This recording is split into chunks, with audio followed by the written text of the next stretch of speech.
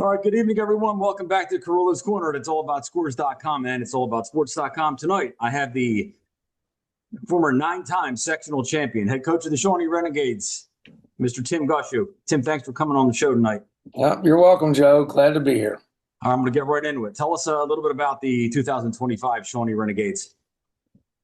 Well, we were 8-4 last year. Made it to the Group 4 sectional final. Lost to Winslow, the eventual state champion, and we have I'd say a fair number of players are back from last year's team. So there's definitely some experience, but there's also some inexperience. There's a chance for some new seniors to step up and make a mark. Their senior year, as well as some juniors. So I mean, it's a good mix of players. We have a good senior class, solid junior class, and there's some excellent sophomores to fill in. I like the sound of that. It sounds like there's a little good flow in the coming years. And you don't fall off too many with the big senior class. I want to tell us a little bit about some of the impact players coming back this year, or any newcomers that we could look forward to see. Well, newcomers are hard to say yet right now, but you got, tailback, senior tailback Brett Lundberg, rushed for just short of 1,300 yards last year. Definitely a excellent tailback. Also plays safety. He's a guy that's played a lot of football in his career, and we're looking for a big year out of him. Another senior slot receiver. He also plays tailback. Tyler Nichols. Really good player, 4-year starter. So he has really good speed, great hands. He's been a real leader in preseason. Tight end Joey Cleaver. Played linebacker mostly, but he did play some tight end last year. Very, very solid young man. He actually won. He's wearing the number 44 this year, so that's a special thing in our community. And Joey was selected by the Garner family to wear that number this year. Great. John Mosier, senior defensive end, offensive tackle. Another real solid player. Lot of college interest.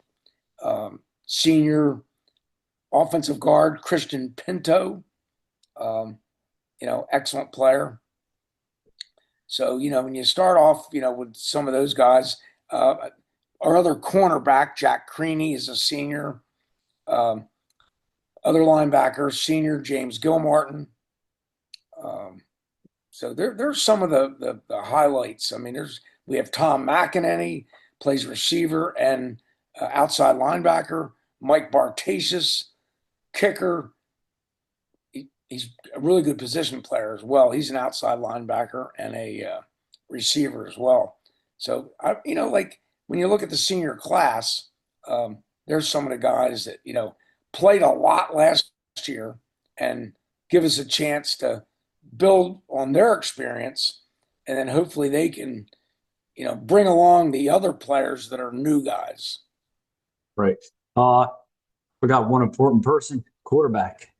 Well, I spoke about the seniors. Notice I said okay. seniors. Yeah. Okay. Yeah. I was very high on him last year. I definitely sophomore Cole Anderson. Yep, he's back. Rushed for like 927 yards last year.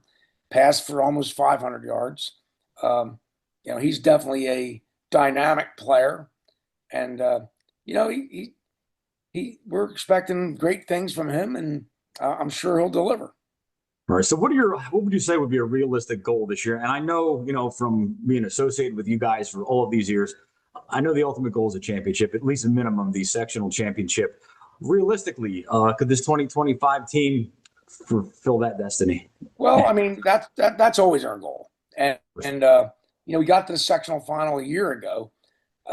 Nothing's guaranteed this year, though. And as I told, we had a meeting today, and I told the boys, look, you have to earn it. I mean, we know we're often the game that's circled on everybody else's schedule we play. Now, we start off the year playing a really good program from Pennsylvania, Pope John Paul II. They've been 12-2 each of the last 2 years. So consequently, We don't really know. No, we haven't seen them on film yet this year. They scrimmaged last Saturday. We'll get that film after our scrimmage tomorrow night. They play their first game this Saturday, so they're going to get an edge on us by playing a real game. They play Newman Goretti over to Super Site in Philly, so we'll get some film on them. But we open up with them on the road. Then we're at Williamstown. Then we're at Camden, an excellent program. Then we're home with Rancocas Valley, who had a great year last year and gave Toms River North a scare. So the schedule is always demanding, but those first four games, that'll really set the tone. I was going to ask you, any team on the schedule that really gets your attention? Obviously, the team from Pennsylvania does, because they're not somebody you play. And we don't know a lot about them. And of course, Camden. I'm just going to say that I don't play them every year. Rancocas Valley, and then then you run the two district schools, Lenape and Cherokee. Hey, we haven't beat Cherokee since 2019, so that's a challenge. Pennsauken gave us one of the best games of the year last year. It was a great an overtime win by us. The tailback's back, and they gave us everything we could handle last year. And then you'll finish out the stretch with East side from Camden and Hamilton. And I know they both struggled last year, but I would expect them to be better this year. I would imagine so, yeah. So, and then, it's a high school football. You better prepare each week, and your players and your coaches better show up and be ready to fight, because anybody can beat anybody. I mean, I don't think there's a lot of, how should I say, big separation between most of these programs. Obviously we have elite teams out there that maybe we'll see in the playoffs, but hey, we got to do our job 1 week at a time. That's all we're thinking about. And right now it's Pope John Paul. Yeah, and I was going to ask you, getting back to the ultimate goal, I know, the last championship was in 19. Previously, you won another 2 in a row, and I think 5 out of the last 7. As we know, the last 6 years, there's been no title. What will it take to get back to that, that one final step? You were there last year. Well, at the end of the day, it takes, great togetherness. It takes great teamwork. And I think you also got to be lucky, because absolutely over the last 5-6 years, injuries have definitely played a big part.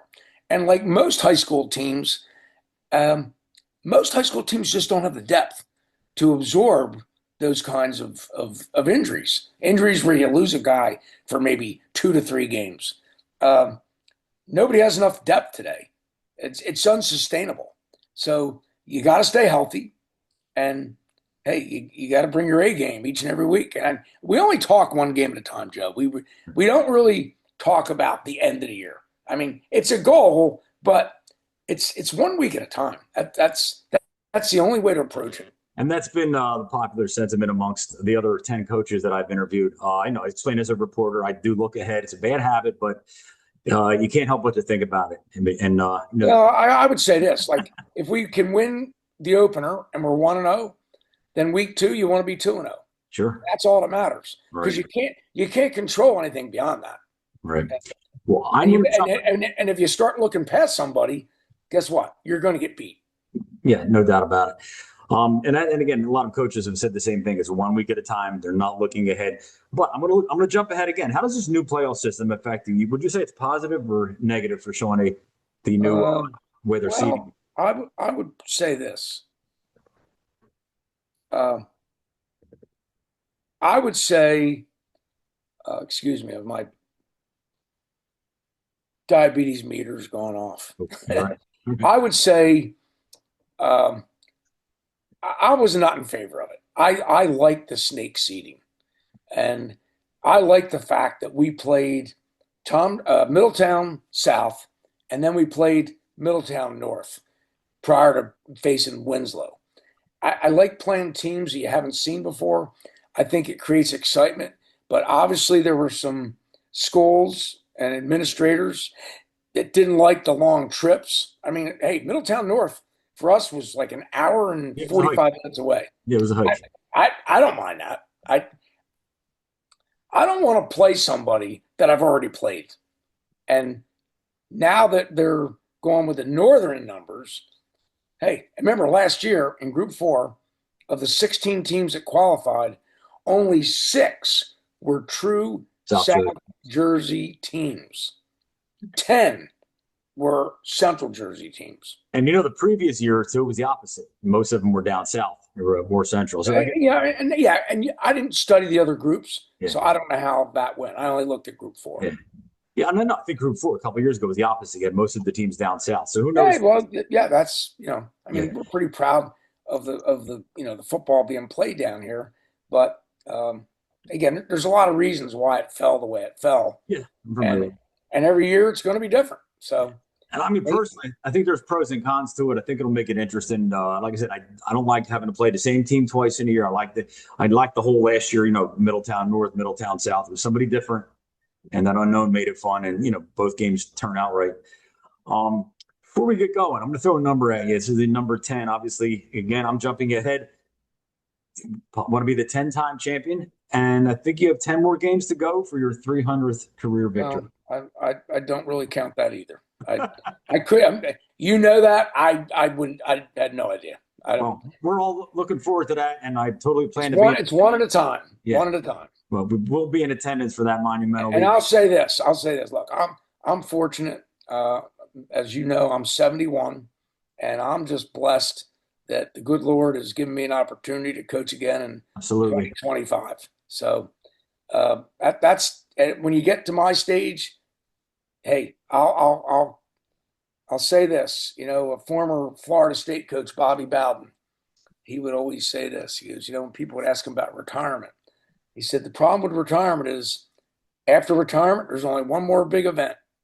Yeah, so I agree. We're not going to go there. Nope.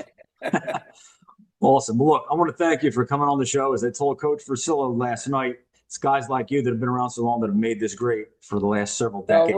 We're Lou's a good man, and I wish him well, and hope he can have a good season. That's the end of the day. I mean, like I said, you don't when you get to be our age, Lou or myself, you don't know how many more you have. So I try to enjoy every day and embrace the day, have as much of a positive impact on our student athletes as possible. Right. Well, hopefully tomorrow evening or later in the week, we'll have another coaching legend, Mr. Frank Fusez, will come on the show. And I hope he does. Add some light to this. Tim, I want to thank you again for coming on the show. Again, Joe Carullo at Carullo's Corner at it'sallaboutScores.com and our sister site, it'sallaboutsports.com. Tim, thank you, and I will see you very soon. Okay. Thanks, Joe. You're welcome, Tim. Good night.